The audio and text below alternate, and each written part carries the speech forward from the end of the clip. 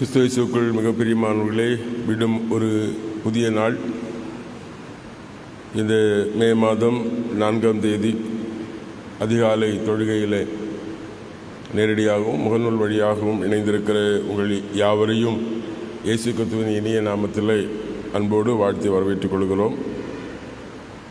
நம்முடைய ஆரம்பம் பிதா, குமாரன், பரிசுத்த ஆவியாகிய திரைகள் நாமத்துள்ளது. ஆமீன். ஜெபிப்போம். எங்களை நேசிக்கிற எங்கள் நல்ல கடவுளே, மீண்டும் ஒரு புதிய வாரத்தை எங்களுக்கு தந்து ஒரு புதிய நாளிலே அதிகாலை பொழுதிலே உம்முடைய சன்னிதானத்தில் கடந்து வந்து உள்ளத்தின் ஆழத்திலிருந்து கடவுளை மகிமைப்படுத்தி துதித்து ஆராதிக்கவும், கர்த்தர் எங்களுக்கு செய்த எல்லா நன்மைகளையும் நினைந்து நாங்கள் உமக்கு நன்றி சொல்லவும், உம்முடைய வார்த்தைகளை கேட்டு உம்மில் இருக்கிற விசுவாசத்திலே ஒவ்வொரு நாளும் வளரவும் ஆண்டவர் எங்களுக்கு தருகிற கிருபைகளுக்காக உமக்கு நன்றி. இந்த அதிகாலை ஆராதனையிலும் இணைந்திருக்கிற ஒவ்வொரு மக்களையும் ஆண்டவர் கண்ணோக்கி பாரும். இந்நாள் முழுவதும் கர்த்தாவே உம்முடைய திவ்ய பிரசன்னத்தினாலே ஒவ்வொருவரையும் நிறைத்து ஆசீர்வதியும். ஒவ்வொருடைய விருப்பங்களையும் உள்ளங்களையும் ஆராய்ந்தறிகிற கடவுள் தாமே ஒவ்வொருவரையும் உடைய வசனத்தினாலும் இறை பற்றினாலும் நிறைத்து ஆசீர்வதியும். இயேசு கிறிஸ்துவின் திருப்பாது பணிந்து கேட்கிறோம் எங்கள் ஜெபங்கள் நல்ல பிதாவே. ஆமென். 373வது பாடல்.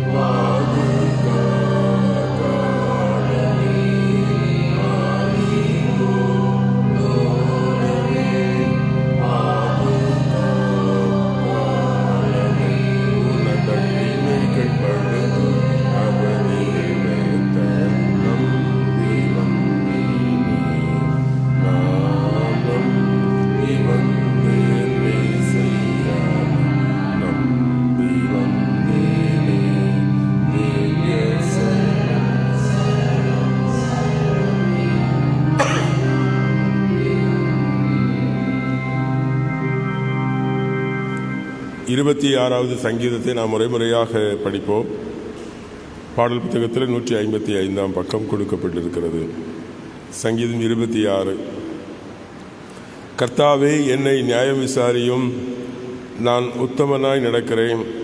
நான் கர்த்தரில் நம்பிக்கை வைத்திருக்கிறேன், நான் தள்ளாடுவதில்லை.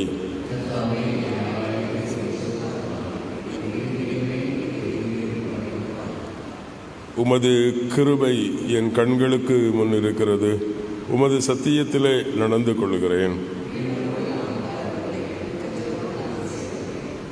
தீமை செய்வோரின் கூட்டத்தை நான் பகைக்கிறேன், பொல்லாதவரோடு உட்காரேன்.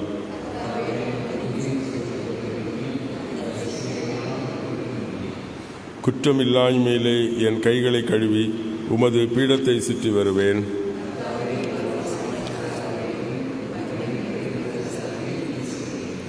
என் ஆத்துமாவை பாவைகளோடும் என் ஜீவனை இரத்த பிரியரோடும் கூட வாரிக்கொள்ளாதேயும்.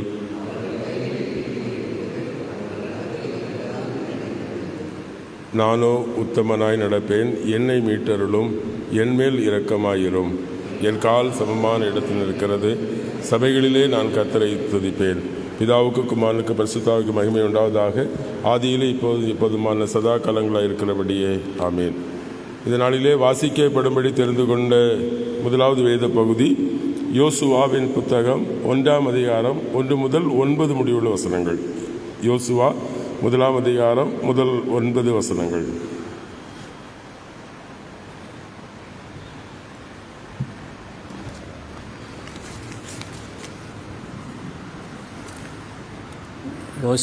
யோசுவாவின் புத்தகம் அதிகாரம் 1 வசனங்கள் 1 முதல் 9 முடிய. கர்த்தருடைய தாசனாகிய மோசே மரித்த பின்பு கர்த்தர் மோசேயின் ஊழியக்காரனான நூனின் குமாரன் யோசுவாவை நோக்கி, என் தாசனாகிய மோசே மரித்து போனான். இப்பொழுது நீயும் இந்த ஜனங்கள் எல்லாரும் எழுந்து இந்த யோர்தானை கடந்து இஸ்ரவேல் புத்திரருக்கு நான் கொடுக்கும் தேசத்துக்கு போங்கள். நான் மோசேக்கு சொன்னபடி உங்கள் காலடி மிதிக்கும் எவ்விடத்தையும் உங்களுக்கு கொடுத்தேன். வனாந்தரமும் இந்த லீபனோனும் தொடங்கி ஐபிராத்து நதியான பெரிய நதி மட்டுமுள்ள ஏத்தேரின் தேசம் அனைத்தும் சூரியன் அஸ்தமிக்கிற திசையான பெரிய சமுத்திரம் வரைக்கும் உங்கள் எல்லையாயிருக்கும். நீ உயிரோடு இருக்கும் நாளெல்லாம் ஒருவனும் உனக்கு முன்பாக எதிர்த்து நிற்பதில்லை. நான் மோசையோடே இருந்தது போல உன்னோடும் இருப்பேன். நான் உன்னை விட்டு விலகுவதும் இல்லை, உன்னை கைவிடுவதும் இல்லை. பலன் கொண்டு திடமனதாயிரு. இந்த ஜனத்தின் பிதாக்களுக்கு நான் கொடுப்பேன் என்று ஆணையிட்ட தேசத்தை நீ இவர்களுக்கு பங்கிடுவாய். என் தாசனாகிய மோசே உனக்கு கற்பித்த நியாயப்பிரமாணத்தின்படி எல்லாம் செய்ய கவனமாக இருக்க மாத்திரம் மிகவும் பலங்கொண்டு திடமனதாயிரு. நீ போகும் இடமெல்லாம் புத்திமானாய் நடந்து கொள்ளும்படிக்கு அதை விட்டு வலது இடதுபுறம் விலகாதிருப்பாயாக. இந்த நியாயப்பிரமாண புத்தகம் உன் வாயை விட்டு பிரியாதிருப்பதாக. இதில் எழுதியிருக்கிறவன்படி எல்லாம் நீ செய்ய கவனமாக இருக்கும்படி இரவும் பகலும் அதை தியானித்து கொண்டிருப்பாயாக. அப்பொழுது நீ உன் வழியை வாக்கிய பண்ணுவாய், அப்பொழுது நீதிமானாயும் நடந்து கொள்வாய். நான் உனக்கு கட்டளையிடவில்லையா? பலன் கொண்டு திடமனதாயிரு, திகையாதே, கலங்காதே. நீ போகும் இடமெல்லாம் உன் தேவனாய கர்த்தர் உன்னோடே இருக்கிறார் என்றார் என்பது.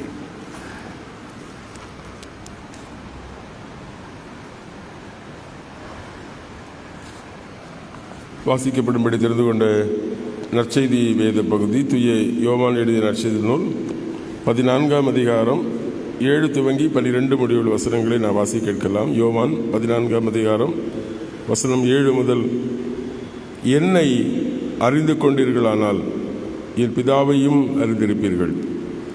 இது முதல் நீங்கள் அவரை அறிந்து கொள்வர்களாய் இருப்பீர்கள், அவரை கண்டும் இருக்கிறீர்கள் என்றார். பிலிப்பு அவரிடம், ஆண்டவரே, பிதாவை எங்களுக்கு காண்பியும், அது எங்களுக்கு போதும் என்று சொல்ல, இயேசு, பிலிப்புவே, இவ்வளவு காலம் நான் உங்களோடு இருந்தும் நீ என்னை அறிந்து கொள்ளவில்லையா? என்னை கண்டவன் பிதாவை கண்டான். அப்படி இருக்க பிதாவை எங்களுக்கு காண்பியும் என்று நீ சொல்வதுபடி, நான் பிதாவிலும் பிதா என்னிலும் இருக்கிறதை நீ நம்புகிறதில்லையா? நான் உங்களுக்கு சொல்லுகிற வசனங்களை என் சுயமாய் பேசவில்லை, என்னில் நிலைத்திருக்கிற பிதாவே தமது கிரியைகளை செய்கிறார். என்னை நம்புங்கள், நான் பிதாவில் இருக்கிறேன், பிதா என்னில் இருக்கிறார். அப்படி இல்லாவிட்டால் என் கிரியைகளின் நிமித்தமே நம்புங்கள். மெய்யாகவே மெய்யாகவே நான் உங்களுக்கு சொல்லுகிறேன், நான் பிதாவினிடம் போகிறபடியினால் என்னில் விசுவாசம் வைக்கிறவன் நான் செய்கிற கிரியைகளை தானும் செய்வான், இவைகளை பார்க்கலும் பெரியவைகளையும் செய்வான் என்றார் என்பதே. நம்முடைய விசுவாசத்தை அறிக்கை செய்வோம். பரலோகத்தையும் பூலோகத்தையும் படைத்த சர்வல்ல பிதாவாகிய கடவுளை விசுவாசிக்கிறேன். அவருடைய ஒரே குமாரனும் நம்முடைய ஆண்டவருமாகிய இயேசு கிறிஸ்துவை விசுவாசிக்கிறேன். பரிசுத்த ஆவியினால் கற்பத்தில் உற்பவித்து கன்னிமரிடத்தில் பிறந்து பொந்திய பிலாத்தின் கீழ் பாடுபட்டு சிலுவையில் அறையுண்டு மரித்து அடக்கம் பண்ணப்பட்டார். பாதாளத்தில் இறங்கி 3 நாள் மருத்துவருந்து உயிர்த்தெழுந்தார். பரத்துக்கேறி சர்வல்ல பிதாவாகிய கொள்ளுடைய வலது வசதி வீற்றிருக்கிறார். அவ்விடத்திலிருந்து உள்ளோரையும் மருத்துவரின் நயந்திருக்க வருவார். பரிசுத்த ஆவியாரை விசுவாசிக்கிறேன். பொதுவான பரிசுத்த கிறிஸ்தவ சபையும் பரிசுத்த ஆண்டு ஐக்கியமும் பாவ மன்னிப்பும் சரீர விடுதலும் நித்திய ஜீவனும் விசுவாசிக்கிறேன். ஆமீன். பிதாவாகிய கடவுளிடமிருந்தும் குமாரனாகிய கிறிஸ்து இயேசுவிடமிருந்தும் உங்கள் அனைவருக்கும் கிருபையும் சமாதானமும் உண்டாவதாக. ஆமீன். இந்த காலை வேளையில் சிந்தனைக்காக தெரிந்து கொண்ட வேத பகுதி நாம் ஏற்கனவே படிக்க கேட்ட யோவான் நற்செய்தி நூல் 14ஆம் அதிகாரம் 11ஆம் வசனத்தினுடைய முதற் பகுதி. இப்படி வாசிக்க கேட்கலாம். என்னை நம்புங்கள், நான் பிதாவில் இருக்கிறேன், பிதா என்னில் இருக்கிறார் என்பது. தலை வணங்கி ஜெபிப்போம். நல் நம்பிக்கைக்கு ஆதாரமாக இருக்கிற எங்கள் அன்பின் பரலோக கடவுளை, நம்முடைய குமாரன் வழியாக கடவுளில் இருக்கிற நம்பிக்கையை ஒவ்வொரு நாளும் எங்களிலே உறுதிப்படுத்தி காத்து வருவதற்காக மக்கள் நன்றி சொல்லுகிறோம். ஆண்டவரை, நம்பிக்கை இழந்து போகிற இது உலகத்திலே உம்மிலே நம்பிக்கையுடைய மக்களாக நாங்கள் வாழ்வதற்கு நீர் எங்கள் வழியாக சத்தியமாக வாழ்வாக இருந்து எங்களை வழி நடத்தும். இயேசுவின் நாமத்தில் கேட்கிறோம் எங்கள் ஜெபங்கள் நல்ல பிதாவே. ஆமேன். கிறிஸ்து இயேசுக்கள் மிகவும் பிரியமானவர்களே, நம்முடைய நம்பிக்கை கிறிஸ்துவிலே எப்படிப்பட்டதாக இருக்கிறது? கிறிஸ்தவ விசுவாச வாழ்வின் அடித்தளமே கிறிஸ்துவிலே கொண்டிருக்கிற நம்பிக்கை. அருமையானவர்களே, இயேசு கிறிஸ்துவோடு 3½ ஆண்டு காலம் திருப்பணியாற்றி இயேசுனுடைய போதனை கேட்ட சீஷர்கள், இயேசு தெளிவாக சொல்லியிருக்கிறார்,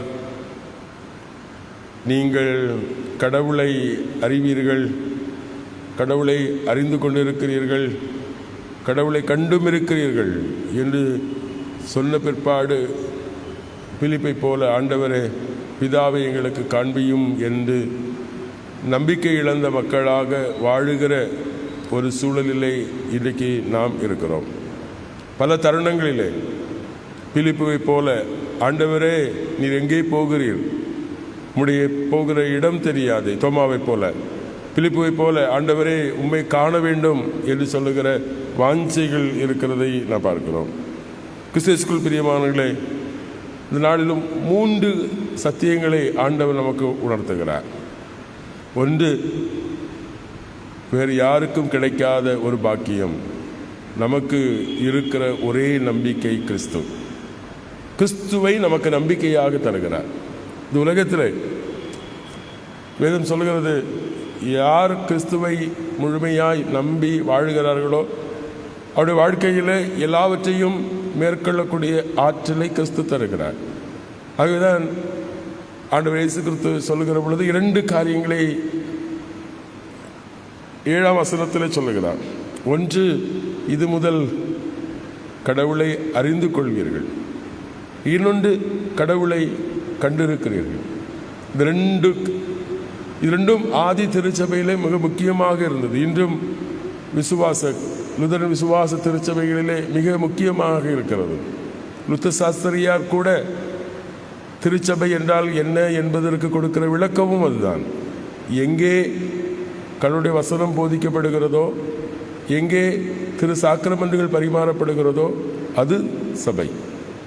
அருமையானவர்களே, ஆண்டவர் இயேசு கிறிஸ்து அதை சொல்லுகிறார். வசனத்தின் வழியாக, திருசாக்கல் வழியாக கடவுளை வெளிப்படுத்துகிற கிறிஸ்துவை அறிந்து கொள்ளவும் கண்டு கொள்ளவும் கடவுள் நமக்கு பாக்கியம் தருகிறார். இப்படிப்பட்ட தருணம் நம்முடைய வாழ்க்கையில் ஒவ்வொரு தருணங்களிலும் கடவுள் தந்திருக்கிற நம்பிக்கை அதுதான். இயேசுவும் அவருடைய சீஷர்களிடத்தில் இன்னும் கொஞ்ச காலம் நான் இருப்பேன், அதற்கு பிற்பாடு நான் உங்களை விட்டு கடந்து போவேன் என்று சொல்ல பொழுது மனம் அடிந்து போன மக்களை, நம்பிக்கை இழந்து போன மக்களை, சோர்ந்து போன மக்களை ஆண்டவர் இயேசு கிறிஸ்து உங்கள் இருதயம் கலங்க வேண்டாம், நீங்கள் பயப்பட வேண்டாம், திகிலடைய வேண்டாம், ஆண்டவர் கூட இருக்கிறார் என்கிற நம்பிக்கையை நமக்கு தருகிறார். வாசிக்கிட்டு பழைய ஏற்பாட்டு பகுதியிலே யோசுவா புத்தகத்தில் மோசே மரித்த பின்பு ஜனங்கள் யார் தங்களை கானானுக்கு வழிநடத்தி செல்வார்கள் என்கிற பெரிய கேள்வி எழுகிற பொழுது கடவுள் யோசுவாவை அழைத்து, மோசையோடு இருந்தது போல நான் உன்னோடு கூட இருப்பேன், ஆகவே கலங்காதே, திகையாதே, நீ போகிற இடமெல்லாம் நான் உன்னோடு கூட இருப்பேன், நீ கால் மிதிக்கிற தேசங்கள் எல்லாம் உனக்கு சந்ததிகளுக்கும் சொந்தமாக்கும் என்று ஆண்டவர் வாக்கு கொடுக்கிறார். நம்முடைய வாழ்க்கையிலும் ஆண்டவர் அந்த வாக்கு தத்தத்தை தந்திருக்கிறார். நம்முடைய வாழ்நாள் முழுவதும் கடவுள் நமக்கு துணையாக இருந்து அவரை நம்மை வெளிப்படுத்தி நம்முடைய வாழ்க்கையிலே எல்லா நன்மைகளையும் தருவார் என்கிற நம்பிக்கையை நமக்கு தந்திருக்கிறார். ஆகவே நமக்கு இருக்கிற ஒரே நம்பிக்கை கிறிஸ்துவை. பல வேளைகளிலும் கிறிஸ்துவை விட்டு பிற பொருட்களில் அல்ல பிறரிலே நான் நம்பிக்கை வைத்திருக்கிற பொழுது நம்முடைய வாழ்க்கையிலே நாம் இன்னல் உறுகிறோம். இன்றைக்கு மீண்டும் ஆண்டவர் கலங்கி நிற்கிற, திகைத்து நிற்கிற, பயப்பட்டு இருக்கிற நமக்கு தருகிற அழைப்பு கிறிஸ்துவே நம்முடைய வாழ்க்கையின் ஒரே நம்பிக்கை. ஆகவே கிறிஸ்துவனிடத்திலே, அவருடைய வார்த்தையிலே, அவர் தம்மை வெளிப்படுத்துகிற திரு சாக்கிரமென்றுகளிலே, அவருடைய சமூகத்திலே நம்மை ஒப்புக் கொடுக்கிற அனுபவத்திற்காக நாம் அழைக்கப்படுகிறோம். இரண்டாவது, ஆண்டவர் நமக்கு தருகிற அழைப்பு நம்முடைய வாழ்க்கையிலே நாம் பயணிப்பதற்கென்று கடவுள் நமக்கு தந்திருக்கிற பாதை ஒரே ஒரு பாதை தான். இன்றைக்கி நாம் பல பாதைகளிலே பல வழிகளிலே நடந்து கொண்டு இருக்கிறோம். ஆகவே நாம் இலக்கை அல்ல சென்றடைய வேண்டிய இடத்தை நாம் அடைகிறதில்லை. ஆகவே மிக தெளிவாக ஆண்டவர் இயேசு கிறிஸ்து நமக்கு நம்முடைய வாழ்க்கையில் மீட்கப்பட்ட அவருடைய சொந்த ஜனங்களாக இருக்கிற நமக்கு காண்பித்திருக்கிற ஒரே ஒரு பாதை தான் இருக்கிறது. அது கிறிஸ்து காண்பித்த வழி. அது கிறிஸ்து சொல்கிற நானே வழி. கிறிஸ்துவே நம்முடைய வாழ்க்கையில் பாதையாக இருக்கிறார். அவர் ஒவ்வொரு நாளும் நம்மை முன்னின்று வளர்த்தி செல்கிறார். அதான் ஆண்டவர் நமக்கு தருகிற அழைப்பு. கடவுள் ஒவ்வொரு நாளும் நம்மை முன்னின்று நடத்தி செல்கிறார். எந்த தருணங்களிலும் எந்த சூழல்களிலும் நம்மை விட்டு விலக முடியாத கிறிஸ்து நம்மோடு கூட இருக்கிறார். ஆகவே கிறிஸ்துவை பின்பற்றி பயணிக்கிற அனுபவம், அவர் நமக்கு முன்பாக காண்பித்திருக்கிற பாதை இன்னது என்பதை நாம் அறிந்து பயணிக்க வேண்டும். இயேசு இடத்திலே தோமா கேட்கிற, ஆண்டவரே நீர் போகிற இடம் தெரியாதே, அப்படி என்று சொன்னால் எங்களுக்கு பாதை எப்படி தெரியும்?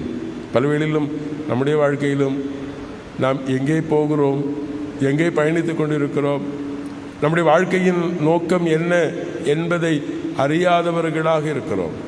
கிறிஸ்துவே நம்முடைய வாசல், அவரே நம்முடைய வழி என்பதை நாம் உணர்ந்து கொள்ளுகிற பொழுது நிச்சயமாக நம்முடைய வாழ்க்கை செவ்வாய்ப்படுத்தப்பட்டதாக இருக்கு. ஆகவே கிறிஸ்துவுக்குள் பிரியமானவர்களே, கிறிஸ்துவை முதன்மையாக வைத்து அவர் நமக்கு வகுத்து வைத்திருக்கிற பாதையை, சபையான பாதையிலே நாம் நடக்க அழைக்கப்படுகிறோம். மூன்றாவதாக ஆண்டவர் நமக்கு தருகிற அழைப்பு கிறிஸ்து ஒரே நம்பிக்கை, அது கிறிஸ்துவே. நம்முடைய வாழ்க்கையில் நாம் செல்ல வேண்டிய பாதை ஒன்று, அது கிறிஸ்துவே, கிறிஸ்து காண்பித்த பாதை. மூன்றாவது, ஆண்டவர் நமக்கு தந்திருக்கிற வாழ்க்கை ஒன்று, அது கிறிஸ்துவோடு வாழுகிற வாழ்க்கை. வாழ்க்கையும் ஒன்று, ஒரே வாழ்க்கை. நாம் எப்படிப்பட்டவர்களாக வேணுமானால் வாழலாம் என்று இன்னொரு வாழ்க்கை இருக்கிறது, அதை நாம் கிறிஸ்துவோடு வாழ்ந்து கொள்ளலாம் என்று எண்ணுகிறதில்லை. அன்று சொல்லுகிறார், நம்முடைய வாழ்க்கை இருக்கிறது ஒரே வாழ்க்கை. அந்த வாழ்க்கை கிறிஸ்துவோடு அமைகிற பொழுது, கிறிஸ்துவோடு வாழுகிற பொழுது, கிறிஸ்து நம்மோடு இருக்கிற அனுபவம், நம்முடைய வாழ்க்கை முழுவதும் கிறிஸ்துவோடு இணைந்து வாழ்கிற பாக்கியத்தை கடவுள் நமக்கு தருகிறார். அதுதான் நான் உங்களோடு கூட இருந்தும், மிக தெளிவாக சீசர்கிட்ட பேச, நான் உங்களோடு கூட இருந்தும் உங்களுக்கு நம்பிக்கை வரவில்லையா? நான் உங்களோடு கூட இருந்து உங்களோடு பயணித்தும் உங்களுக்கு பாதை தெரியவில்லையா? நான் உங்களோடு கூட இருந்தும் எல்லா துயரங்களிலும் அற்புதங்களையும் அடையாளங்களை கண்டும் என்னுடைய வார்த்தைகளை கேட்டும் நீங்கள் இன்னும் உங்களுடைய வாழ்வை கடவுளோடு கிறிஸ்துவோடு இணைந்து பயணிக்கிற இணைந்து வாழுகிற வாழ்வின் அனுபவத்திற்குள்ளாக வர தடை பெற்றிருக்கிறதை நான் பார்க்க முடிகிறது. ஆகவேதான் 11ஆம் வசனத்தில் ஆண்டு சொல்லுகிறார், என்னை நம்புங்கள், என்னை நம்புங்கள். ஆகவே நான் பிதாவில் இருக்கிறேன், பிதா என்னில் இருக்கிறார். அதான் கடவுள் இருக்கிற வாழ்க்கை. கடவுளை நம்புகிற பொழுது கடவுளில் இருக்கிற வாழ்க்கை. அது மாத்திரமல்ல, அடுத்தது சொல்லுகிறார் பாருங்கள், ஒருவேளை உங்களுடைய வார்த்தை கடவுள் சொல்லுகிற வார்த்தையினாலே உங்களுக்கு நம்பிக்கை வரவில்லை என்று சொல்ல என் கிரியையினாலாவது நம்பு. நான் உங்களுடைய வாழ்க்கையில் செய்கிற செயல்கள், நீங்கள் காண்கிற கேட்கிற செயல்கள், இது நிமித்தமாவது நம்புங்கள் என்று சொல்லுகிறார். அது மாத்திரமல்ல, நம்பி வாழுகிற வாழ்க்கை அது தனித்துவமானது. அந்த வாழ்க்கை குறித்து சொல்கிற பொழுது 12ஆம் வசனம் சொல்லுகிற, மெய்யாகவே மெய்யாகவே நான் உங்களுக்கு சொல்லுகிறேன், நான் பிதாவினிடம் போகிறபடியினாலே என்னில் விசுவாசம் வைக்கிறவன் நான் செய்கிற கிரியைகளை தானும் செய்வான், இவைகளை பார்க்கிலும் பெரியவைகளை செய்வான். ஆகவே நம்முடைய வாழ்க்கை கிறிஸ்துவை விட, கிறிஸ்துவை சாதிக்கிற, கிறிஸ்துவை காண்பிக்கிற, பெரியவைகளை விளக்குகிற ஒரு வாழ்க்கை. அதான் நான் ஒரே வாழ்க்கையை ஆண்டவர் நமக்கு தந்திருக்கிறார். அது கிறிஸ்துவோடு பயணிக்கிற, கிறிஸ்துவை வெளிப்படுத்துகிற, கிறிஸ்துவை சாட்சிப்படுத்துகிற வாழ்க்கை என்பதை நாம் உணர்ந்து கொள்ள அழைக்கப்படுகிறோம். இன்றைக்கு நாம் கிறிஸ்துவை தவிர்த்து மற்றெல்லாவற்றையும் நம்முடைய வாழ்க்கையோடு இணைத்து கொண்டிருக்கிறோம். அதுதான் ஆண்டவர் இயேசு கிறிஸ்து சொல்கிறார், முதலாவது தேவனுக்கு, தேவனுடைய ராஜ்யத்திற்கு, கடவுளுக்கு அடுத்தவைகளுக்கு நாம் முதன்மையான இடத்தை நம்முடைய வாழ்க்கையிலே கொடுக்கிற பொழுது இது எல்லாம் அது கடவுளுடையதாக இருக்கும்.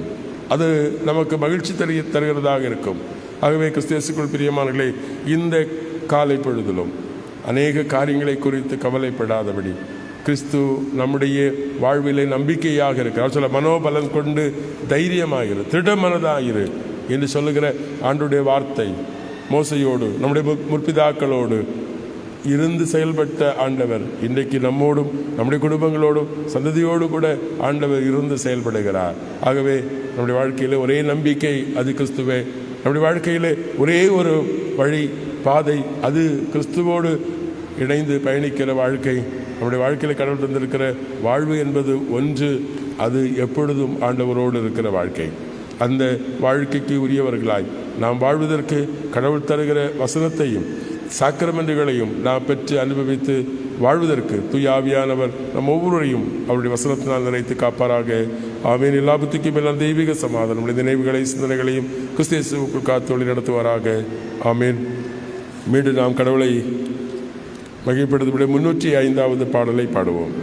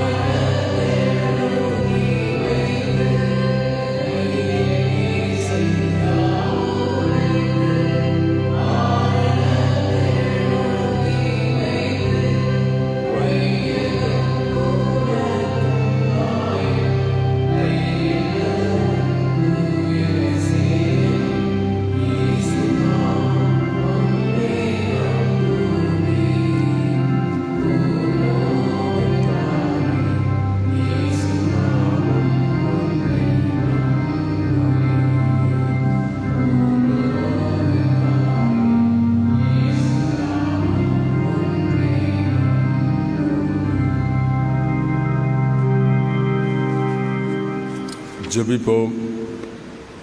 இரக்கமுள்ள எங்கள் நல்ல கடவுளே, மகிழ்ச்சியான இந்த காலை வேளைக்காகவும் நன்றியோடு ஸ்தோத்திரிக்கிறோம்.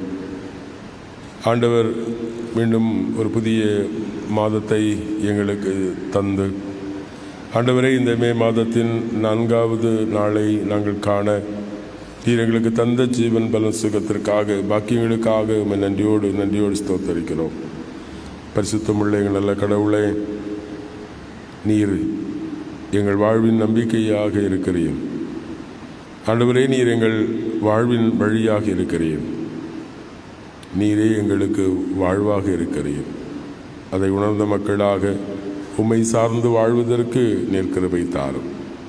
குடும்பங்களை, உறவுகளை, சொந்தங்களை அனைவரையும் ஆண்டவர் ஆசீர்வதியும். ஒவ்வொரு நாளும் முகநூல் வழியாக இந்த தொழுகையிலே தங்களை இணைத்து ஆண்டவரோடு நெருங்கிய உறவுக்குள்ளாக தங்களை அர்ப்பணிக்கிற ஒவ்வொருவரையும் ஆண்டவர் நீர் கண்ணோக்கி பாரும். அவரவர் தம் வாழ்விலே உம்முடைய இரக்கத்தையும் கிருபைகளையும் நன்மைகளையும் ஆண்டவர் தாரும். வெளியூர்களில், கடல் கடந்தூர் தேசங்களிலே வாழுகிற நம்முடைய பிள்ளைகளையும் ஆண்டவர் கண்ணோக்கி பாரும். அவரவர்களுடைய பணி வாழ்வுகள், தங்கியிருக்கிற இடங்கள், அவருடைய குடும்பங்கள், உறவுகள், மேற்கொள்கிற பயணங்கள், எல்லா தேவைகளையும் ஆண்டவர் சந்தியும். ஊரை விட்டு, குடும்பங்களை விட்டு தூர இடத்திலிருந்தாலும் கர்த்தர் நீர் சமீபமாக இருக்கிறீர். அவளோடு கூட இருக்கிறீர். எனக்கு நம்பிக்கை தந்திருக்கிறீர். கடவுள் ஒவ்வொருவரையும் குடும்பங்களையும் ஆண்டவர் ஆசீர்வதியும். வளைப்பிடா பகுதியில் ஆண்டவரே தொடர்ந்து அமைதி நிலவ, மக்கள் பாதுகாப்போடு இருக்க ஆண்டவர் நீர் கிருபை பாராட்ட வேண்டுமாக ஜெபிக்கின்றோம். ஆண்டவரே, எங்கள் திருச்சபை திருப்பண்டை ஊழியங்களை ஆசீர்வதியும். இன்று முதல் ஆரம்பிக்க இருக்கிற விடுமுறை வேதாகம பள்ளி வகுப்புகளை ஆண்டவர் நீர் பொறுப்பெடுத்துக் கொள்ளும். அநேக பிள்ளைகள் உற்சாகத்தோடு இப்படி ஆலயத்தில் கடந்து வர ஆண்டவர் கிருபை தாரும். பெற்றோர்களும் தங்கள் பிள்ளைகள் இந்த விடுமுறை காலங்களிலே நம்முடைய வசனத்தை கற்றுக்கொள்ள வேண்டும் என்கிற ஆர்வத்தோடு ஆலயத்திற்கு அனுப்ப ஆண்டவர் கிருபை தாரும். இந்த ஊழியங்களை அர்ப்பணிப்போடு செய்கிற ஒவ்வொரு ஆசிரியர்களையும் உடைய கரங்களில் ஒப்புக் கொடுக்கிறோம். கடவுள் வழியாக பிள்ளைகளுக்கு கற்றுக் கொடுக்கிற வார்த்தைகள் பிள்ளைகளுடைய வாழ்க்கையில் ஆசீர்வாதமாக இருக்க அருள் தாரும். இந்த ஊழியங்களை பொறுப்பெடுத்து செய்கிற ஒவ்வொரு மக்களையும் ஆண்டவர் நீர் ஆசீர்வதியும். இந்த ஊழியங்களுக்கு தேவையான ஆண்டவரை உதவிகளை செய்கிற நம்முடைய பிள்ளைகள் யாவரையும் நன்றியோடு நினைக்கிறோம். தொடர்ந்து கர்த்தர் ஊழிய தேவைகளை சந்தியும். இரக்கமுள்ள எங்கள் நல்ல கடவுளை, எங்கள் தேசத்தையும் உடைய கரங்களில் ஒப்புக் கொடுக்கிறோம். ஆண்டவரே, வாக்குகள் எண்ணிக்கப்பட இருக்கிறது. தேவரீர் நல்ல மக்கள் பிரதிநிதிகளை, தலைவர்களை எங்களுக்கு தந்து தேசம் ஆண்டவரே அமைதியாக வளமாக அமைய தேவரீர் உம்முடைய சித்தம் நிறைவேற தேவன் நீர் கிருபை தர வேண்டுமாக ஜெபிக்கிறோம். எங்கள் குடும்பங்களிலே வியாதியின் அனுபவங்களில் இருக்கிற மக்களுக்காக ஜெபிக்கிறோம். கடுமையான வியாதிகள், பலகீன நிமித்தமாய் ஆண்டவரே வேதனையோடு பாரத்தோடு காணப்படுகிற மக்கள், கொடிய வியாதிகளின் நிமித்தமாய் ஆண்டவரே மருத்துவ சிகிச்சைகளை பெற்றுக்கொள்ளுகிறவர்கள், வீடுகளிலே தொடர்ந்து மாத்திரைகளை, மருந்துகளை உட்கொண்டோ இருக்கிற மக்கள் யாவரோடும் உடைய பிரசன்னம் தங்கியிருக்கட்டும்.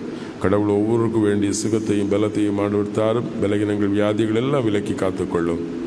ஆண்டவரே, எங்கள் குடும்பங்களில் காணப்படுகிற வயது முதிர்ந்த பெற்றோர்களையும் நம்முடைய கரங்களில் ஒப்புக் கொடுக்கிறோம். முதுமையிலும் ஆண்டவர் தாங்கும் வழிநடத்தும். பிள்ளைகளுடைய பணிவிடை, பாதுகாப்பு, பராமரிப்புகளை அன்பு பெற்றோருக்கு ஆண்டவர் தந்து ஆசீர்வதியும்.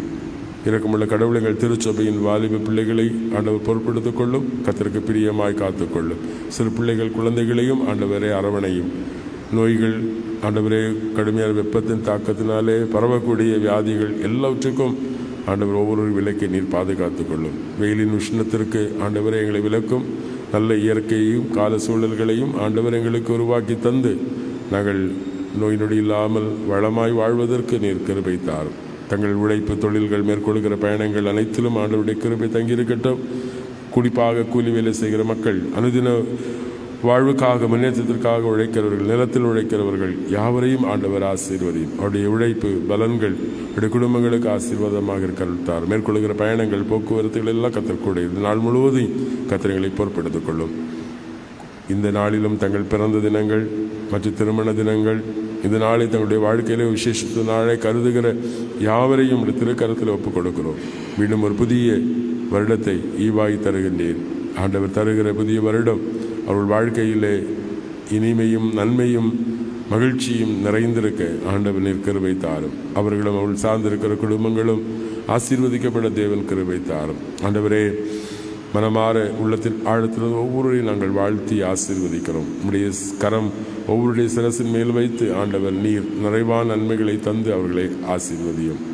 இயேசு கிறிஸ்துவின் திருப்பாதப்படிந்து கேட்கிறோம் எங்கள் ஜெபங்கள் நல்ல பிதாவே, ஆமேன். பரமண்டலங்களில் இருக்க எங்கள் பிதாவே, உடைய நாமம் பரிசுத்தப்படுவதாக, உடைய ராட்சியம் வருவதாக, உடைய சித்த பரப்பிடத்திலே செய்யப்படுவது போல பூமியிலே செய்யப்படுவதாக. நல்ல வீடுகளாக எங்களுக்கு தாரும்.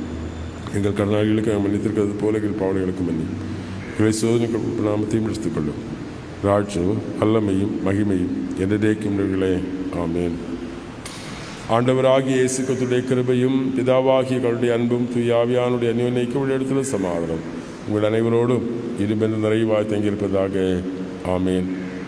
என் ஆத்துமாவே கர்த்தரை ஸ்தோத்திரி, என் முழுமை பரிசுத்த நாமத்தை ஸ்தோத்திரி. என் ஆத்துமாவே கர்த்தரை ஸ்தோத்திரி, அவர் சகல உங்களை மறவாதே, ஆமேன். கர்த்தாவின் சமாதானம் உங்களோடு இருப்பதாக. சமாதானத்தோடு சென்று வாருங்கள்.